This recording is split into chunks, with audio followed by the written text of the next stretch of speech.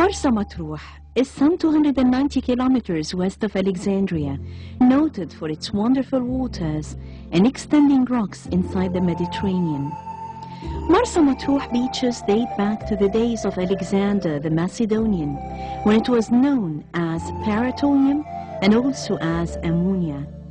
It is said that Alexander the Great stopped there during his historical expedition to pay tribute and sacrifice to the god Ammon, so that he becomes Ammon's son and his rule would be a historical continuation of the pharaohs. There are a lot of wonderful beaches at Marsa Matrouh. Cleopatra's Bath. It is embodied in a rock about 50 meters from the shore, which is surrounded by rocky cliffs.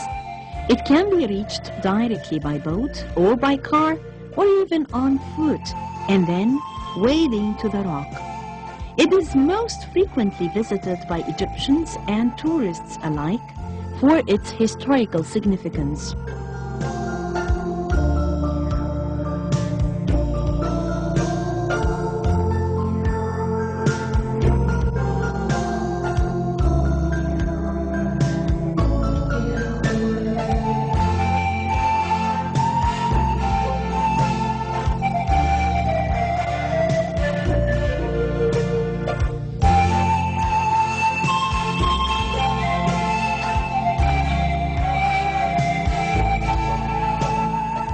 Al-Ubaid Beach lies 20 kilometers west of Marsa Matrouh. Its beauty surpasses that of Marsa Matrouh's beach.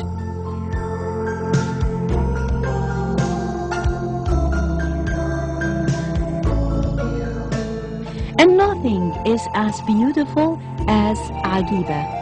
This beach, which lies 28 kilometers west of Marsa Matrouh, and is quite distinguished by its numerous natural caves and the enchanting scenery.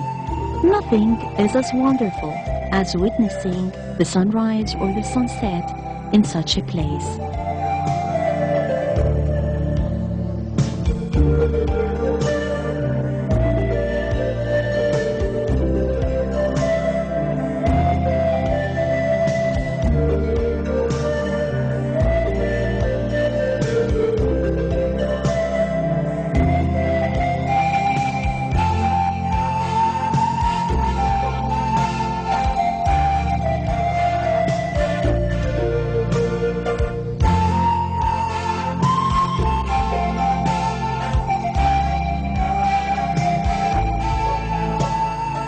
Marsa Matrouh is one of the largest governorates in Egypt. Its coast stretches for some 520 kilometers. Matrouh is 290 kilometers from Alexandria and 490 from Cairo. It is really witnessing nowadays development in the various spheres of life: educational, health, industry, and agricultural field as well.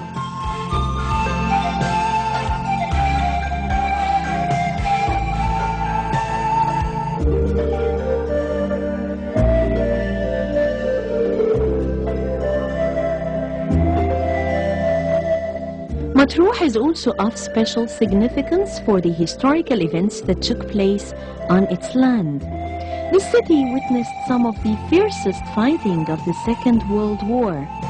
And interested in history, you can join us for a special visit to the Cave of Rommel, well known now as Rommel's Museum.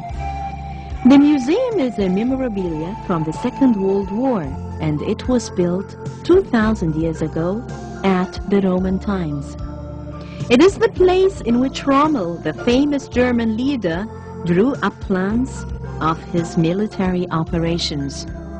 After World War II ended, Rommel's son, Manfred Rommel, came to Egypt and brought with him some of his father's belongings to be put in this museum. It includes photographs for Rommel himself and other belongings like his coat, the German Nazi flag, some documents written by Rommel himself, 4 maps that show the plans set up by Rommel to defeat his enemies during the war. The museum also includes the last photo that had been taken for Rommel only 2 months before his death. The first battle, the collapse of El Ghazala line at Libya, and during this battle, Rommel was called the Desert Fox, as the British, led by Montgomery, had put the whole city under siege to prevent Rommel from entering Libya or Cairo, and only one way was open for him. However, Rommel was able to defeat his enemies in Dar Hakim battle, which took place at Libya. Rommel was able to kill from 15 to 20 British soldiers and capture 230 others. However, Montgomery was quite victorious at El Alamein battle, and Rommel's defeat has caused those envious to call him a traitor, and they say that he committed suicide. So the museum reflects the life of one of the professors of contemporary military leaders who used to be existing in every place at the same time.